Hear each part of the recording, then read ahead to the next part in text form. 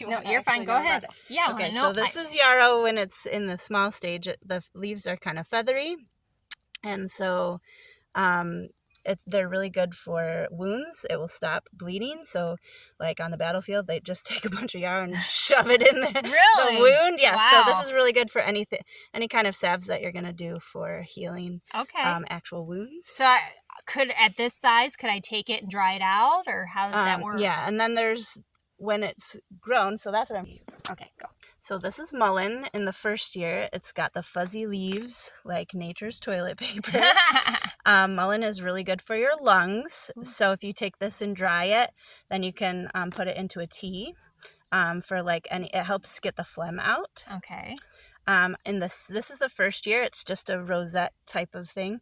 And then in the second year, it grows really, really tall, like 5 feet tall. And you'll see all those little yellow flowers. I've seen that somewhere around here. Yeah, so I you have can seen see, don't cut it down. So that's milkweed. So this is milkweed. It's important these are the little pods. That's how I knew for sure that it was milkweed. You can use it for medicinal properties when you break it off.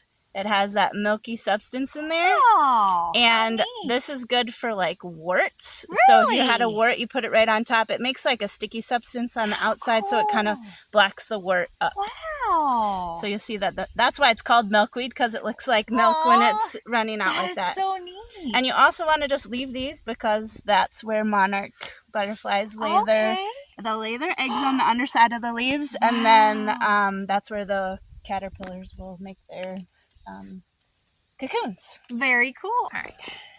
So there's one tiny purslane here. It has this kind of reddish stem and these leaves that are kind of a little succulent looking.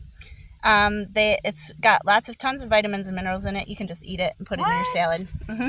Did you just eat that? I just ate that. Oh my goodness. You're so funny. You want to eat it too? Oh my gosh, I don't know. It tastes kind of lemony.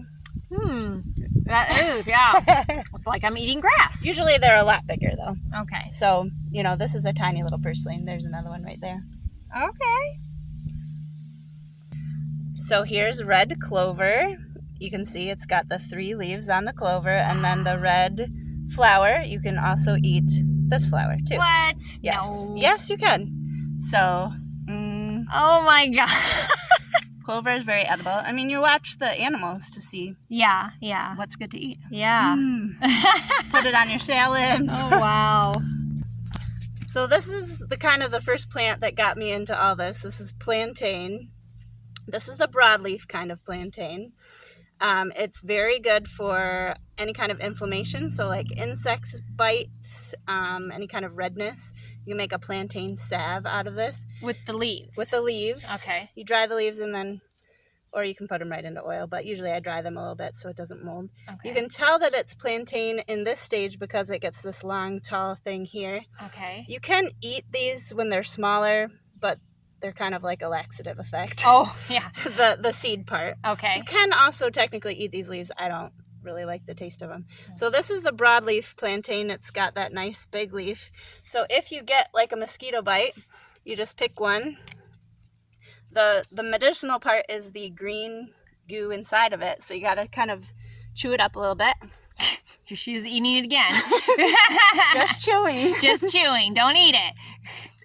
You can eat it. Okay. So it gets kind of greenish, and then if you had a mosquito bite, you just kind of rub it on there, get that greenish stuff on it. It's kind of a green spitty there. That is so cool. And then you can even just lay the rest of the leaf on there, wrap it around, put We're it under all your going to be Band-Aid. wrapped in plantain leaves, I'm telling you. Good for mosquitoes. Wow. Any kind of sting or bite. Very cool. Or you can use the salve if you're not up to biting Right. it. If you want to make the salve. Okay, now... So then this is the narrow leaf plantain. It's still kind of this rosette thing here, but the leaf is very long and narrow, but the same kind of stemmy things. This one, you can tell the difference because the seed stem has a long stem and then just a little seedy part at the top. You can also eat those. Okay. Does it do the same? Same laxative effect. What about like for the bugs and stuff? Yes, for the bugs and stuff, yep. Okay. The leaves are good for that. Very cool. Okay, so this is catnip. This is the catnip or cat mint. It's Cat from mint. the mint family because you can tell because it has a square stem. So it's hard to see on the video, but if you feel it, you'll feel two sides here and two sides here. It's a square stem. Everything in the mint family is square. Okay. On its stem. Can you feel how it has like a side here and then a side there? Yeah. Wow. Yeah, it is square. That's So weird. That's everything in the mint family. It has a square stem. Okay, so no matter what mint it is, it's going to have square. Yep. Okay. And the flowers will kind of look like this. This is how I knew for sure that this one was the catnip. You can see there's a small one over here without the flowers on it, so it's a little harder to tell. But I knew for sure once the flowers were here that that's definitely. So catnip, these are like I could pick this and give it to my cat. Yep. You can also dry it. I'm gonna smell it. Oh yeah, that's definitely catnip. I can smell that. Oh, that's a neat shaped.